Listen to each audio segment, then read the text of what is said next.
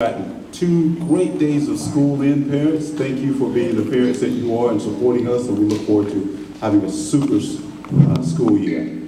Tonight, our activity will be moderated by Mr. Charles Bowie. He's one of our parents. He has a daughter here in 4th grade, and we look forward to a lively discussion this evening. And he will share with you and introduce our guests this evening. The outline for the evening. Again, thank you very much, and let's have a great discussion.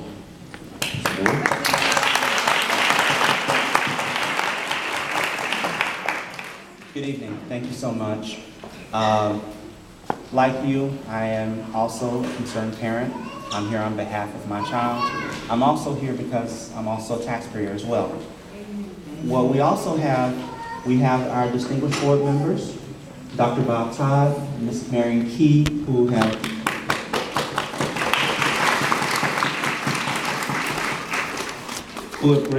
come here to actually address us directly with the suggestions from the night of August 6th.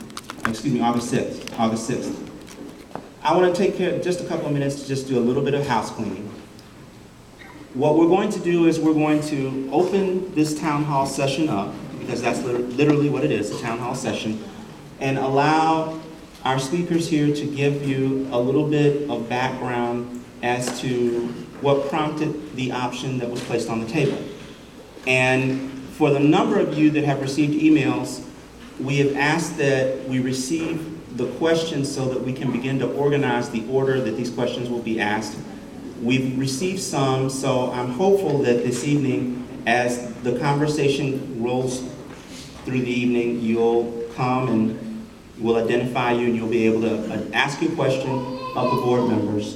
We ask that you try to confine your question time period to 2 minutes, because there are a lot of interested parents here, a lot of concerned parents here, and we want to give everybody an opportunity to get their question placed before the board members.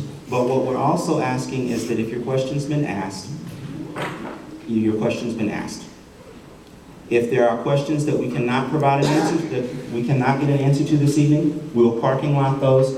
I've gotten confirmation from both the board members that if they cannot answer the questions, they will see fit that the questions arrive where they need to arrive and that we do get an answer. And I will coordinate with the PTO and Principal Robinson to actually get that information out back to you, back in your hands. So with that being said, Ms. Key, okay. And I want to be first. All right. Okay. Good evening, and thanks for coming out tonight. Ms. Key, hold your mic a little bit closer. I can get used to it, I'm sorry. Dr. Todd and I are here to present information about a serious board matter, a $15 million budget shortfall. Attention to talk about school consolidations and closing have overshadowed other cost-cutting measures.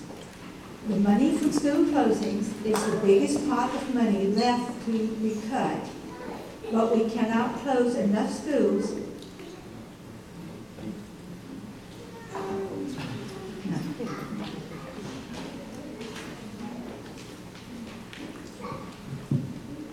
Let's see. We cannot close enough schools to save the $15 million shortfall that we have. So where is the rest of the $15 million coming from? And I hope that some of you will generate some answers to that question tonight. The superintendent has formed a committee to study school closings and boundary lines. This committee should be free from interference by the board and the superintendent, so that they can gather all facts, data, whatever information that they need, so that they can come back to us with a valid recommendation. Now Dr. Todd will present some information for your consideration, and maybe he will hold the microphone in the right place. Maybe being an old high school teacher, I won't need it. But anyway, it's really a pleasure to be here, to talk with you. I know it's an emotional issue. I can tell you that I've been there as a parent. I've had my children taking 19 miles one way to another school, so I understand the emotion that's involved here. I want to make one point patently clear to all of you. I have not made a single recommendation to close one school in Fayette County. Now, my comments have been these, and I will continue to say it. I said it to the superintendent, I said it to the rest of the board. I will vote to close any school in this county that we have been provided the data to show that it is financially viable to do that. I think that's a fair question. That means then that there should be, before we get to the final schools that are to be closed, a thorough and complete financial analysis of all of the schools in that particular category. And as a result of that, I'd like now to just go on and tell you a couple of things that are guiding principles that I have been using, and I've been talking about them, and a lot of it overlaps with what we've already said as a total board. But the goal for this whole process is to reduce school administrative overhead costs. Because now we simply have too many schools in operation. And let me give you an example. We are only using 73% of the capacity of our middle school. That means one middle school needs to go. That's what that means to us. We are now operating at 81% of our elementary school capacity. That means that there must be 4 schools in the mix.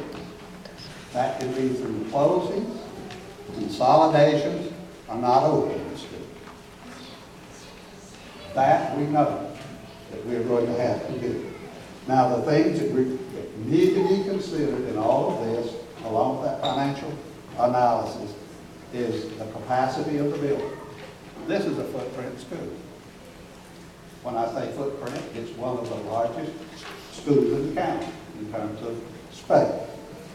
Lloyd Road is another. Availability of space in other schools is another. And then, of course, age and condition of the building.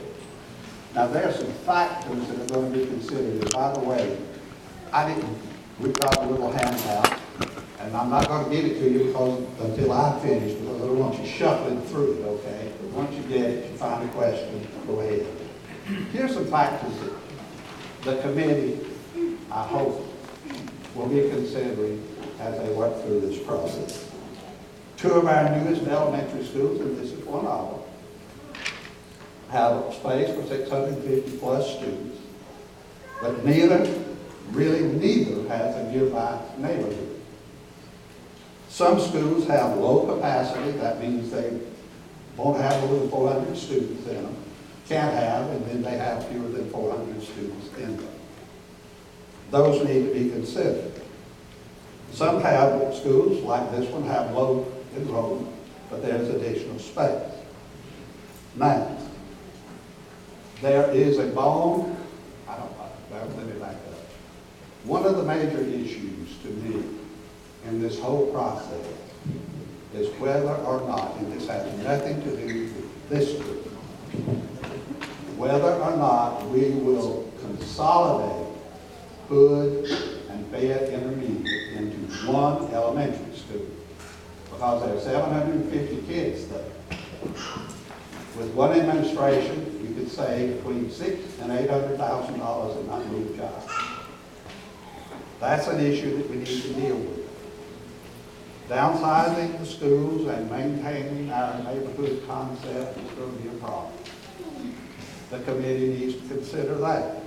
Maintaining feeder patterns is always an issue. You know, you want the same, the kids to go to a group of elementary schools, to go to middle school, to go to the high school. And last but not least, there are